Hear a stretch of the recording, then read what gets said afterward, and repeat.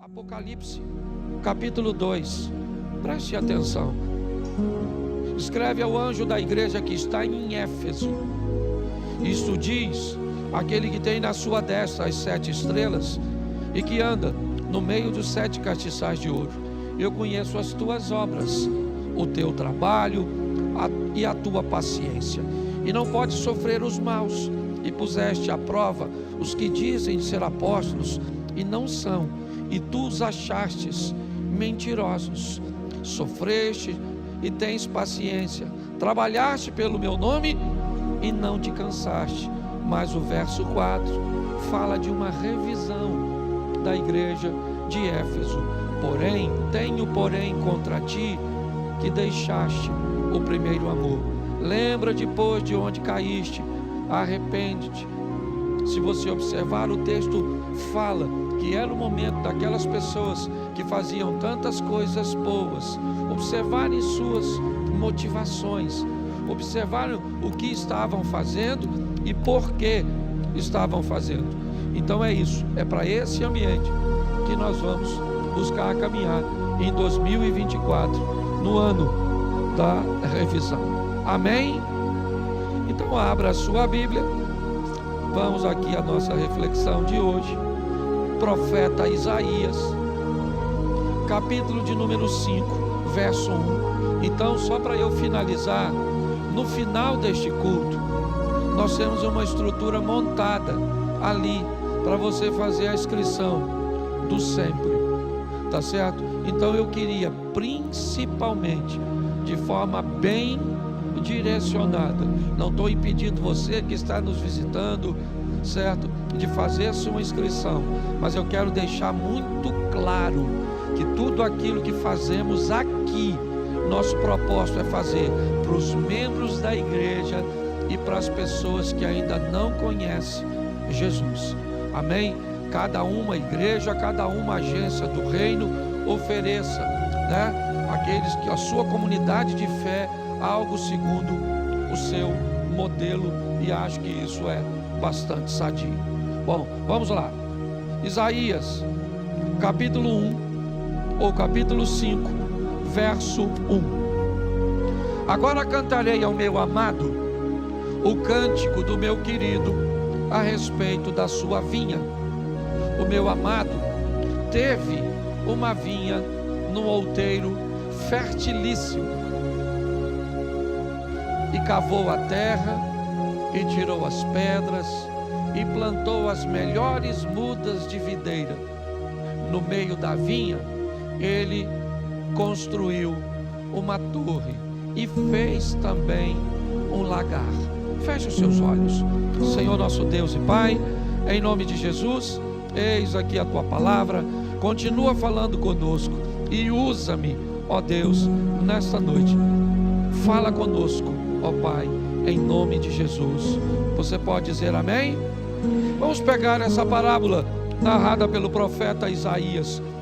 Eu quero pegar 6 pontos dos 2 textos que lemos, para que entendamos o que Deus está tentando nos dizer. Os 2 primeiros versículos que lemos fala de alguém que tem uma vinha, de alguém que tem uma propriedade, e nessa propriedade ele vai tomar algumas decisões, ou vai fazer algumas coisas por essa propriedade. A primeira coisa que eu queria ver com você é como essa propriedade foi adquirida, porque na verdade essa colocação é um paralelo. É como se o dono da vinha fosse Jesus. Ele é o proprietário, mas como ele adquiriu essa vinha? Por que é que há tanto investimento nela? Primeiro uma compra, e nós vamos descobrir como ela aconteceu. Depois nós temos uma série de eventos de proteção. Ele cerca a propriedade, porque agora ela é dele. Então o seu primeiro passo é cercar, é mostrar para todos os que passarem por ali, que eles entendam que agora aquela propriedade tem dono, ela tem um proprietário, que a comprou. Após cercar, ele vai ter o cuidado de limpar. E nós vamos fazer então uma transição dessa parábola para a parábola do semeador, e vamos ver qual é o propósito de remover as pedras. Nós vamos ver que ele vai plantar, mas há uma preocupação nele em não plantar qualquer coisa. Seu investimento é alto, ele já comprou, ele já cercou, ele já limpou, e agora ele não vai plantar qualquer muda, qualquer semente. As sementes são excelentes, porque seu propósito de colheita é grande. Ele também sabe que se ele tem uma propriedade, inevitavelmente ele pode contar com invasores. Então, no meio dessa propriedade, ele cria um ambiente alto, uma torre, aqui chamada, um local cujo qual ele pode ter acesso de visibilidade a todas as extremidades. Ele não quer nenhum intruso. Para ele, o que está acontecendo dentro de sua propriedade é altamente valioso e restritamente pertinente a ele. Mas a última construção é um lagar, um ambiente cujo qual tudo aquilo que ele investiu vai se tornar em retorno. Porque eu preciso mostrar a você os 2 versículos, mas a partir do 3 eu também preciso mostrar a você a expectativa do dono. Ele não comprou porque nos achou bonitinho. Ele não cercou porque não tinha nenhum propósito. Ele limpou, comprou vides, ou escolheu as sementes. Ele se preocupou com a torre e com o lagar, mas ele tinha expectativas. E essas expectativas, elas são descritas no finalzinho do verso de número 2. E esperava que desse uvas boas, mas deu uvas bravas. Pode deixar esse texto. Ele compra, cerca, limpa, escolhe o que vai plantar, constrói uma torre e sai todo o investimento. No canto ele faz um tanque de piso inclinado, um dreno na parte mais baixa, porque ali é o local que será armazenado o fruto do seu trabalho. Dali ele vai tirar a uva, o vinho, dali ele vai retirar o azeite. Porém, ele tinha uma expectativa, ele esperava que desse uvas boas, mas deu uvas bravas. Então, a partir do verso 3, jogando por terra aqueles que acham que Deus só quer apenas o coração, jogando por terra aqueles que defendem uma super graça, que diz que o homem pode fazer o que quer, ser do jeito que quer, que no final ele será aceito. O verso 3 dá a seguinte narrativa: e agora, ó moradores de Jerusalém e homens de Judá, eu peço que julguem entre mim e a minha vinha. Verso 4: que mais se podia fazer a minha vinha que eu não lhe tenha feito? E como, esperando eu que desse uvas boas, veio produzir uvas bravas? E agora lhes darei a conhecer o que pretendo fazer com a minha vinha. Vou tirar a cerca que está ao redor, para que a vinha sirva de pasto. Derrubarei o seu muro, para que ela seja pisoteada. Farei dela um lugar abandonado, e não será podada, nem cevada, mas crescerão nela espinheiros e ervas daninhas. Também darei ordem às nuvens, para que não derramem chuva sobre ela. Vamos lá, porque a vinha do Senhor dos Exércitos é a casa de Israel, e os homens de Judá são a planta preferida do Senhor, certo?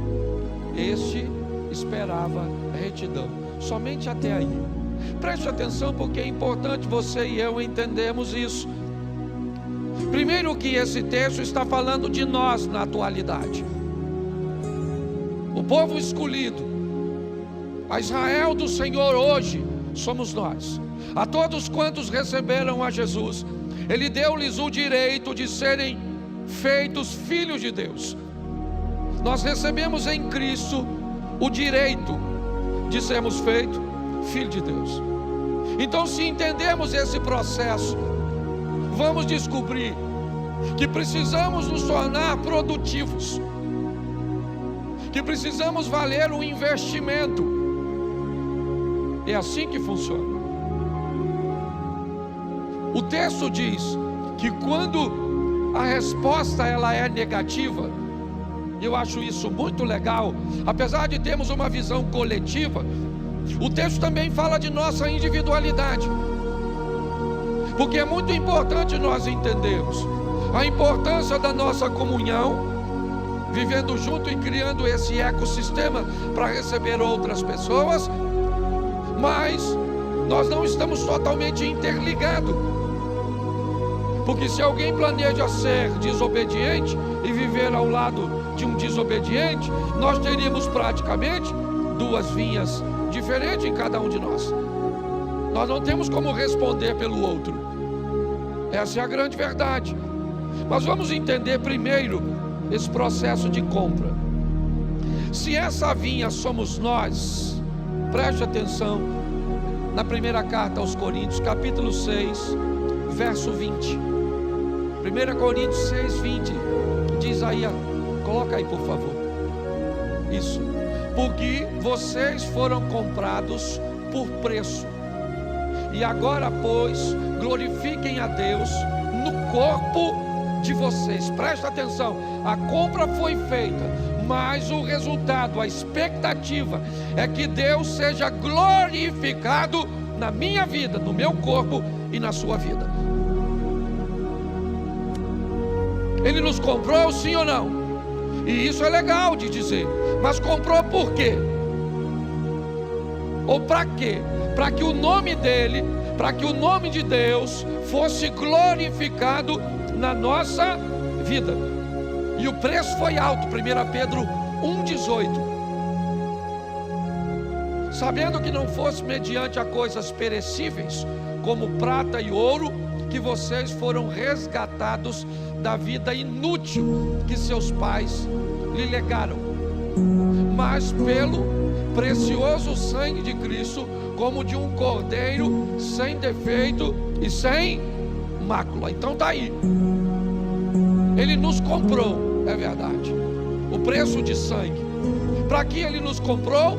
Para que o nome dele fosse glorificado através da minha vida, através da minha postura, através do meu casamento, através do meu filho, dos meus filhos,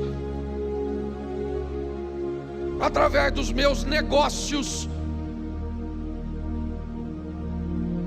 Essa semana passada aconteceu uma coisa bem interessante comigo.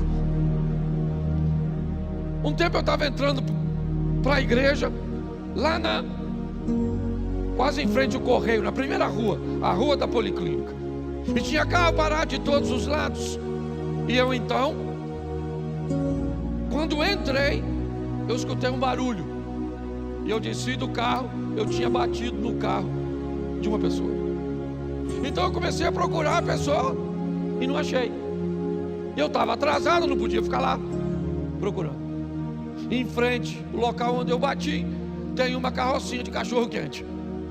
Eu fui lá e falei com o pessoal da carrocinha de cachorro-quente: ó, eu bati naquele carro ali, vocês sabem de quem é? Ele falou: não sei não.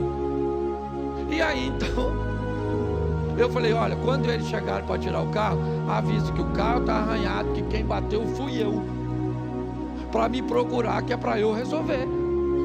Nunca ninguém me procurou. Também agradeci a Deus.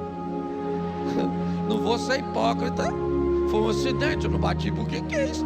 Mas mesmo sendo sem querer, eu tinha que pagar, sim ou não? Esses dias, estou lá tomando um café na Bolsa de Valores aqui de Xerém. Ali, na padaria querendo tomar café. Estou lá, aí o cara, e aí pastor, como é que o senhor está? Tudo bem? Eu falei, tudo bem. Aí chegou um amigo, tá. E aí pastor, o senhor bateu no meu carro, hein? Eu falei, bati não. Bateu, pastor, sabe aquele carro que o senhor bateu lá na entrada da policlínica?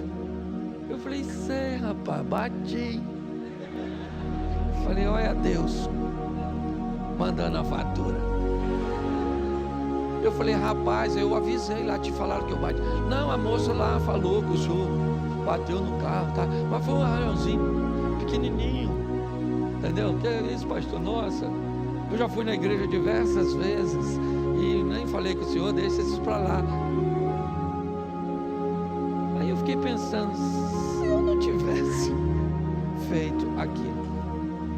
Vou te falar, foi uma das únicas vezes que eu me envolvi em acidente, assim, que o cara ficou feliz. Ele se sentiu honrado de que eu tinha. Olha que coisa legal. Deixa eu falar uma coisa para você. A sua postura, porque o Satanás manda até você fazer, mas não guarda segredo não. Eu lembro da história de um cara que arrumou um amante escondidinho. Foi lá na Praça 11 no circo. Não esqueça disso. Está ele lá escondido. Deram um tiro lá do morro, lá de cima do rodoviário. Acertou quem? Justamente nele. Do lado da amante. Descobriram quem estava com a amante. Então deixa eu falar uma coisa para você. O Senhor nos comprou para que o nome dele seja glorificado através da nossa vida. Então nós temos que prestar atenção em tudo aquilo que fazemos, sim ou não? Porque o investimento é alto. Então ele nos comprou sim por um preço de sangue. Como disse o texto, não foi ouro, não foi prata, ninguém podia nos comprar. Mas após a compra, ele tem uma preocupação: mostrar para todo mundo que aquela propriedade agora tem dono. E o que é que estabelece num ambiente, ou quando o assunto é terras, que ela tem dono?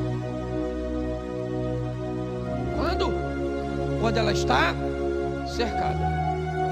Quando você compra um terreno, quando você compra uma propriedade, você tem o documento, e o documento ele está com você na sua casa, no seu escritório. Ali você tem a prova de que aquilo é seu. Mas se você quer mostrar para todo mundo que aquela propriedade é sua, você vai lá e enfia uma cerca. Por menor ou mais insignificante, pode ser algumas estacas apenas, 1 ou 2, 3 fios de arame, umas réguas, um alicerce, um muro, mas todo mundo que passar por ali vai saber que aquele local tem dono. É isso aí. O primeiro passo depois de comprar é cercar. Eu poderia usar alguns exemplos para vocês que não estabelece necessariamente uma propriedade de verdade, mas pode mostrar um aparente dono.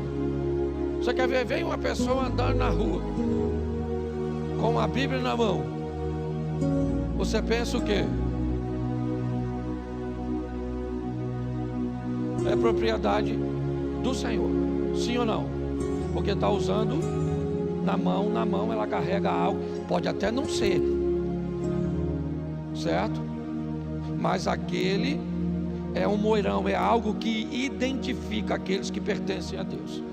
Se às vezes está num lugar, chega num ambiente, tem alguém lá cantando, foi na cruz, onde o dia eu vi. O que você pensa? É crente. Pode até não ser, mas está utilizando, certo? Algo de pessoas que pertencem a Cristo. Cercar é muito importante. Eu separei 2 textos aqui, e para mim eles são bem interessantes. Salmo 127, verso 1. Se o Senhor não edificar a casa, em vão trabalham os que há. Se o Senhor não guardar a cidade, em vão vigia. Deixa eu te explicar uma coisa desse texto, que por muitas vezes foi mal compreendido. Preste atenção. O templo tinha sentinela, sim ou não? Sim ou não? Então por que o templo de Deus e as coisas de Deus tinha guarda, se Deus guardava? Você já parou para pensar nisso? Às vezes algumas pessoas me perguntam: pastor, eu confio em Deus, será que meu carro precisa de seguro?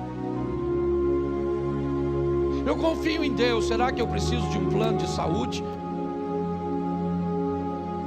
Pastor, eu vi fulano indo em determinados lugares e ele estava com segurança.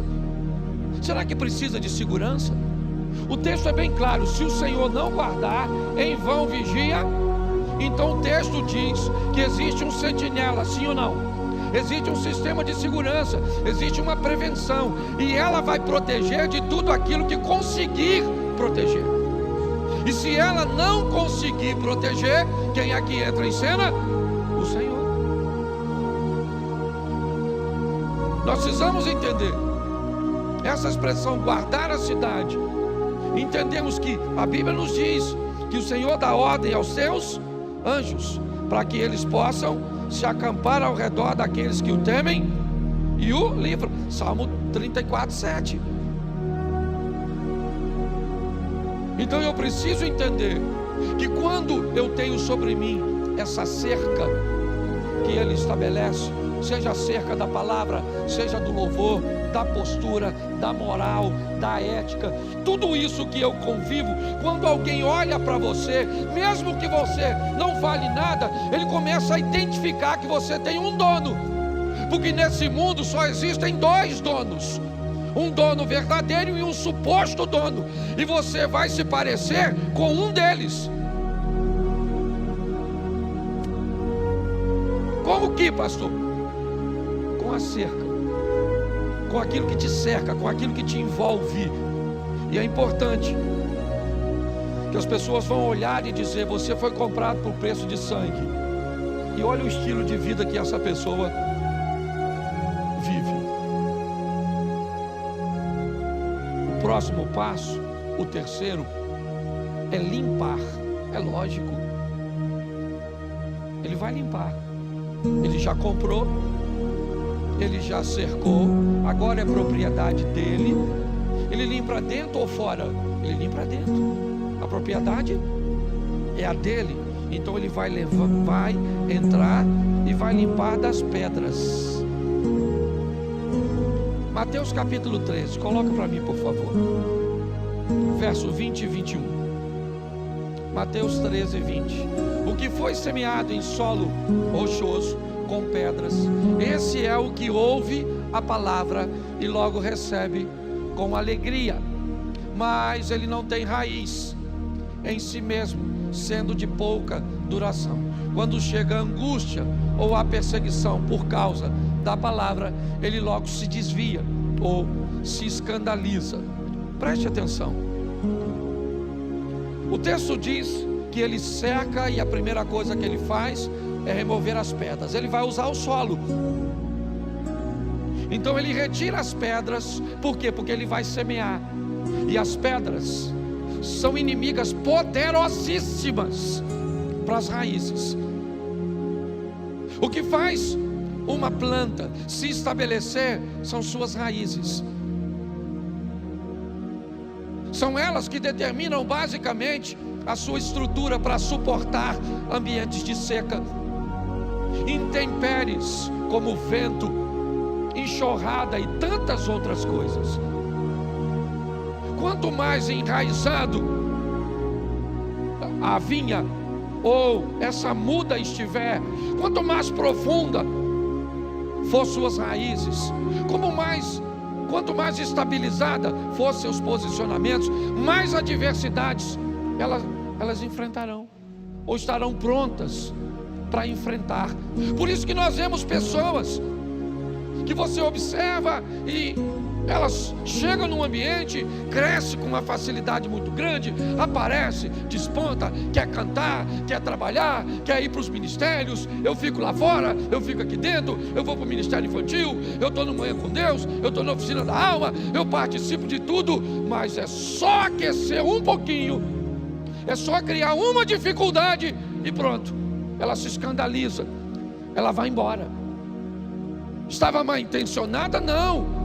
Ela só não tinha profundidade o suficiente para, no momento de escassez, ter uma fonte de onde ela iria retirar seus nutrientes, sua água, recursos, para que elas consigam se manter firmes, muitas vezes secas. Você viaja para algumas regiões, até mesmo aqui no Brasil, mas tem algumas regiões que, se você chegar no ambiente, você vai ver basicamente todas as árvores secas, não tem uma folha nela, seca, seca de seca. Se você não tiver acostumado, você pensa que se tacar fogo naquilo, pega tudo. Mas se você chegar pertinho dela e tentar quebrar um galinho, você vai ver que ao invés de quebrar, ele vai envergar, o que indica que ele não está morto, ele está seco, porque o ambiente externo não é agradável. A umidade desapareceu, a chuva não aparece, o vento arrancou as folhas, a terra começou a rachar. E do que ele está sobrevivendo? Daquilo que está lá embaixo. Lá de baixo ele está tirando suas forças, ele está tirando seus nutrientes. Por isso que a Bíblia chega a dizer que a fé é loucura para alguns, porque quando você olha em torno da pessoa, todo o ambiente é inóspito, é inadequado, é ambiente onde todos morreriam, mas ele não está sobrevivendo da periferia do ambiente que está em volta. Ele está tirando recursos lá do eterno, lá de baixo, porque ele está profundo, enraizado. E isso só acontece com quem remove pedra. Pastor, está aí as pedras, certo? As preocupações, angústias, perseguições, tantas coisas que ele usa como exemplo. Quando ele vai falar dos espinhos, na mesma parábola do semeador, ele fala de coisas materiais, mas agora ele está falando de coisas emocionais. Jesus compra você, cerca você, mas não pode limpar você. Você não se permite, porque para limpar a lâmina do arado, ou a perfuração mais antiga de um arado feito de madeira, é doloroso enfiar na terra, abrir aqueles sulcos, aquelas valas, sabe? Tem que firmar, o boi vai puxando e eles vai firmando, ou então aquela lâmina torta que vai cortando, vai mexendo, aí começa a mexer nas suas memórias, começa a mexer nas suas lembranças, aí começa a mexer nas suas angústias, nas suas decepções, e aí isso começa a te ferir. Então você não quer que mexa, você quer continuar na igreja com Jesus cheio de pedras. Ele é seu dono, ele é seu dono. Você está cercado, mas você não produz, porque quando ele tenta te limpar, você recusa, porque a limpeza é desagradável, ela é desconfortável. E vá que quando a lâmina passa, ela traga lá do fundo uma pedra e ela apareça. E talvez você não gostaria de descobrir que você tem pedras, que você tem obstáculos. Então você não quer que ninguém veja. É melhor você não produzir do que alguém enxergar as suas mazelas, as suas pedras. E ele limpa das pedras. João capítulo 15, verso 3. Olha só, João 15, 3. Vocês já estão por causa da que vos tenho, vós já está limpo por causa da palavra que vos tenho ou que lhes tenho falado. Essa é eu sou a videira, vós sois as varas. Aquela que está em mim, essa dá muito fruto. Preste atenção, o paralelo é o mesmo.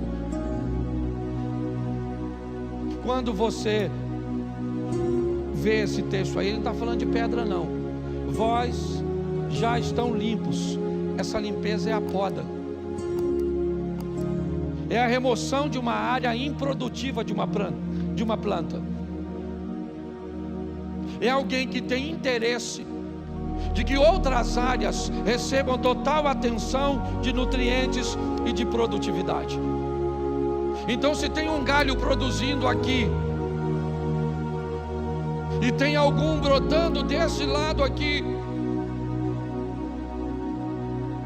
normalmente ele vai ali e poda, para que a força que estava sendo canalizada para esse galho agora seja canalizada para o outro.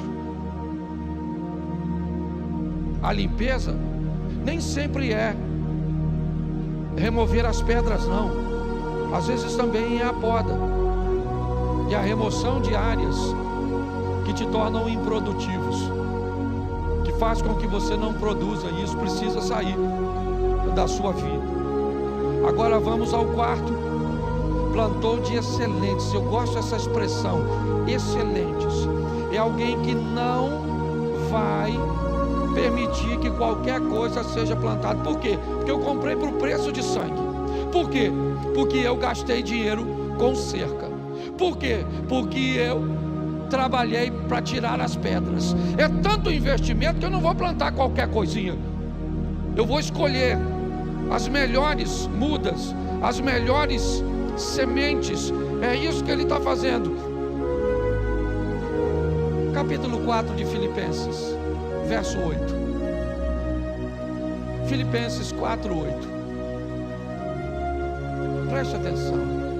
Finalmente, irmãos, tudo que é verdadeiro eu quero plantar em você. Tudo que é respeitável é o que eu quero plantar em você. Tudo que é justo é o que eu quero plantar em você. Tudo que é puro é o que eu quero plantar em você. Tudo que é amável é o que eu quero plantar em você. Tudo que é de boa fama é o que eu quero plantar em você. Se alguma coisa ou se alguma virtude há, né? E se algum louvor existe, isso, seja isso o que ocupem o pensamento de vocês. Isso. Vamos trocar a terra por nossa mente. Tudo que é puro, tudo que é justo, tudo que é amável, é o que Deus está tentando plantar em nós. É isso. Essas são as sementes que Ele escolheu. Agora, tudo que é impuro, injusto. Você olha para algumas pessoas e a Bíblia é muito clara. Você quer conhecer uma árvore? Olhe para seus frutos. Pare de se preocupar com uma pessoa chega, se chega de carro, se chega a pé, se chega bem vestida ou mal vestida, se chega, se é bonita. Se você quer avaliar a pessoa de verdade, observe o que ela produz. É a produtividade que determina, né, a qualidade. Então ele está dizendo: o que é puro, o que é verdadeiro, o que é honesto, o que é justo, é o que eu estou tentando semear dentro de você. Se você não produz, sabe o que é? É que o que estão plantando, ou que você está permitindo, ou se permitindo plantar, é uma coisa diferente. Então por que que é injusto? Por que que é impuro? Por que que é pornográfico? Por que que é desonesto? Por que que é escandaloso? Por que que não é amável? Por que que a fama sempre é ruim? Por que que não tem virtude nenhuma? Por que que não tem nenhum louvor? Por quê? Por causa da semente. Mas pastor, está tudo certo. Vamos lá. Vamos para a Bíblia. Vamos lá. O homem planta e à noite vem o inimigo e semeia o joio. Lembra a parábolazinha? Sim ou não? O proprietário não plantou o trigo, mas de noite veio o inimigo e plantou o joio. Preste atenção. Hoje Deus está tentando plantar o amável, o justo, o honesto, o verdadeiro, o puro, tudo em cada um de nós. Mas o inimigo também está querendo jogar sua sementinha. Mas quando é que nós vamos descobrir isso? No final da parábola. É no final da parábola que nós vamos ver. Mas a proposta de Deus é: eu comprei, eu cerquei, eu limpei e eu plantei de excelentes vides. Mateus 26, 41. Vigiem e orem, para que não caiam em tentação. O espírito na verdade está, mas a carne é. Eu gosto dessa expressão vigilância, porque é isso que ele estabelece na torre. Um ambiente de vigilância. E pensa num domo da rocha. Extraordinário. É o sistema de vigilância de Deus.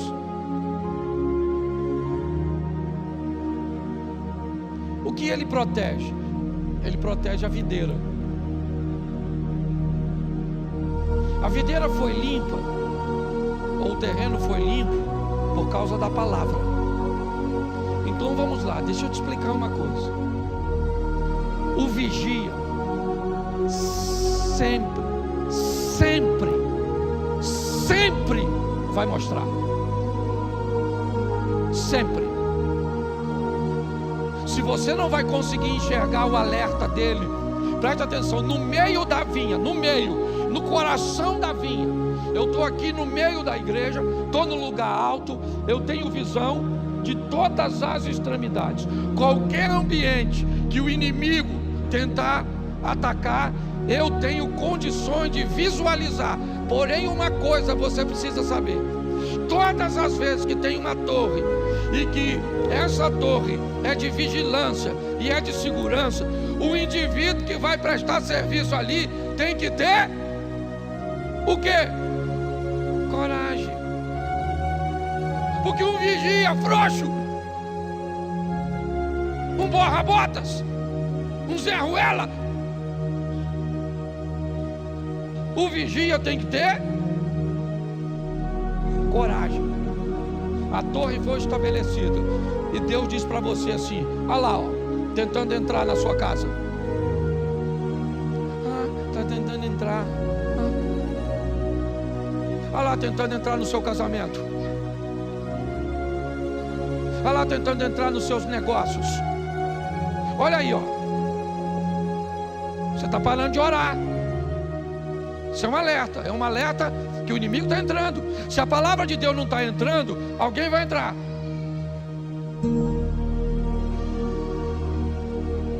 Você consegue entender? Então nós precisamos criar um ambiente que tenhamos coragem para quando o Espírito Santo direcionar e mostrar e dizer: olha, está entrando lá, então nós vamos para lá. Não é assim que funciona o sistema de segurança do nosso corpo? Os glóbulos brancos, não é isso? O que acontece? Ó, cortou, vai todo mundo para lá, ó. É um exército. Qual é? Estamos protegendo de qualquer processo infeccioso. É assim que tem que ser. Por quê? Porque o que está lá dentro é muito valioso. Alguém pagou com sangue, alguém cercou, limpou, plantou de excelentes vides, e agora está lá o sistema de segurança.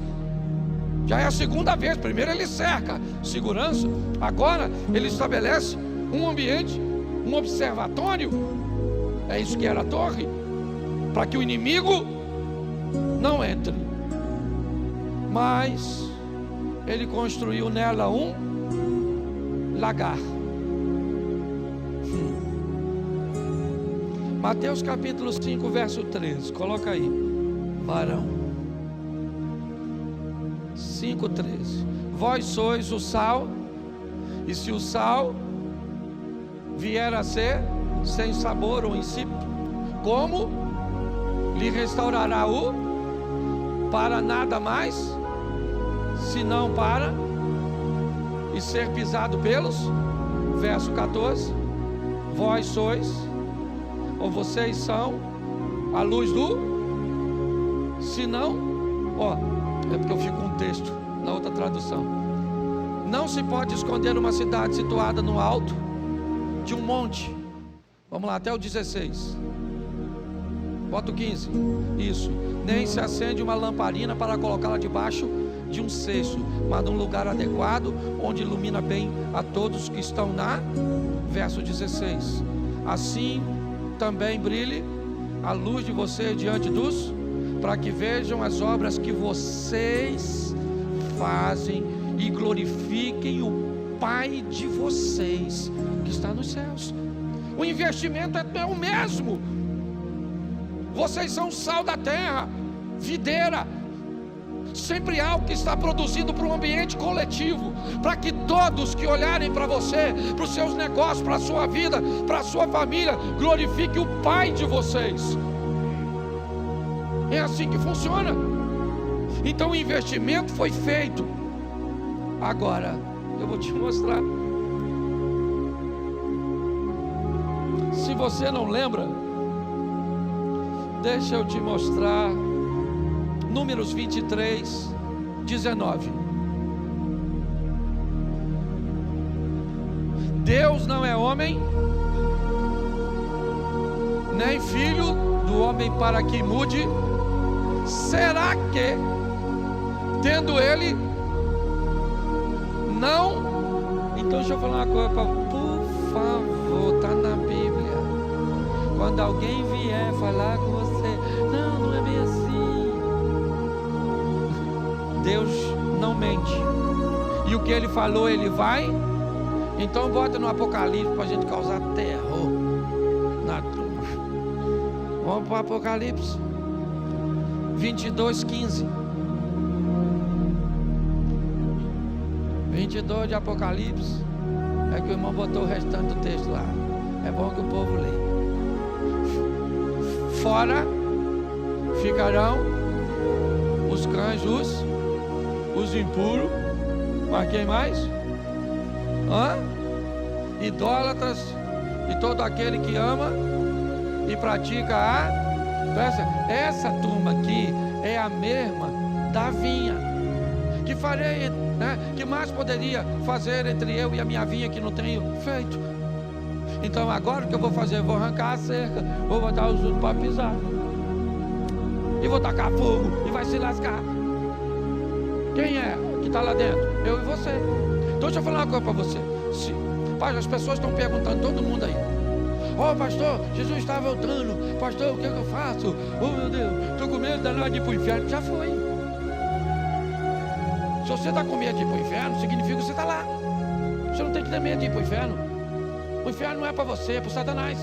A Bíblia diz: o inferno foi feito por Satanás e por seus, só que estão se sentindo solitário, que é companhia. Então o que ele fez? Arrumou uma vaga para você, esperando você lá no inferno. Você quer ir? Mas tem gente que não quer, mas vai. Então o que é que nós temos que fazer? Pastor, quando é que eu sei que eu vou para o céu? É fácil. Só quando você vai para o céu, quando o nome de Deus é glorificado através da sua vida, porque isso é produtividade. Quando as pessoas te reconhecerem, não é quando você se reconhece. Que eu acho muito legal quando gente fala assim: não, porque eu agora, sabe? Porque eu faço, porque eu tenho. A Bíblia é bem clara: se uma pessoa julgar a si mesma, ela jamais será. O importante não é o que você pensa de si. Pastor, é o que os outros pensam. Na minha colocação agora, sim. Você também não pode vender, né, a sua imagem para os outros. Mas é importante que as pessoas olhem para você e dizem assim: olha, que raiva que me dá. Olha como é que anda, todo bem vestidinho, tudo empinadinho, alegrinha, todo dia, olha. Pensa que vai para o céu, Quando alguém tem raiva de tu, porque você glorifica a Deus, continue glorificando. A Bíblia diz que ser perseguido dessa forma é bom, sim ou não? Mas quando alguém diz: para eu ser crente igual aquela fofoqueira miserável lá, aquela praga, língua de trapo, aquele vagabundo sem vergonha, mulherengo, não paga ninguém, Quando alguém falar assim é porque você tem outro pai, o padrasto. Ele está administrando a sua vida. Então o nome de Deus tem que ser glorificado, porque o investimento foi muito alto. Isso também não precisa ser não. Você só precisa entender que você é a turma que vai se lascar. Ficarão de fora. Você vai até passar lá. Todo joelho se dobrará, toda língua confessará. Você vai passar lá, no diante do trono branco, todos nós. Eu imagino aquela filazinha, Jesus sentado do lado de Deus, Espírito Santo lá, e você passando assim, ó. Olha lá, Jesus. E Jesus vai fazer assim, ó.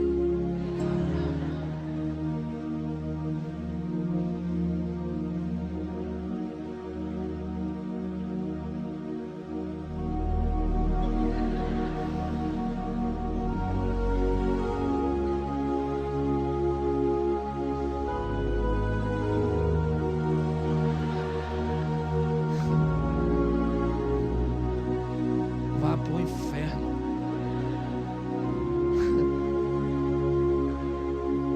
Ô gente, eu fico pensando, aqui eu penso, dá licença, estou terminando já. Se eu for para o inferno, eu estou lascado, porque eu ajudei muita gente a não ir. Eu vou chegar lá, eu sou de direita.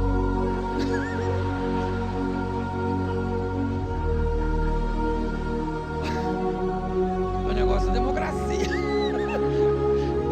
Estado de direito. Eu fico imaginando.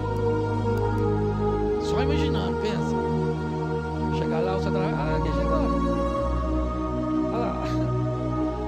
Ajudou os outros aí, veio. Veio um lugar ruim aí. Vê. Nós não pode ir não, gente. Não pode. Eu falo para Deus, Senhor, eu não vou. Não que eu não mereça, mas eu não vou. Ô, gente, vamos sair daqui, porque o maior evangelismo é você viver uma vida onde o seu pai seja glorificado. Aliás, essa é uma cultura judaica. Todas as vezes que falava de alguém, nunca falava de alguém, falava do pai de alguém. É ou não é? Fulano, filho de fulano. Bartimeu, nessa expressãozinha, referia-se apenas em filho. Ele era o filho. O nome do Senhor precisa ser glorificado através da nossa vida. Daqui um dia o pastor Luciano subirá, vai vir aqui falar conosco. E nós vamos jogar por terra a visão de que não dá para ser perfeito. Por muitas vezes eu falei essa besteira de púlpito. Ah, não dá para ser perfeito não. Ah, você faz o que você pode. Eu estava errado. O poder do Espírito Santo é uma força capacitadora que pode nos fazer parar de pecar. Foi por isso que Jesus disse para a mulher adúltera, vá e não peques mais. Ele não estava brincando. Ele estava dizendo algo que a lei não oferecia, que era um poder para a transformação, mas a graça oferece. Saia daqui para valer o investimento que foi feito em você. Sua família, seus negócios, sua vida, seus filhos, glorifiquem o nome do dono da vinha. Amém?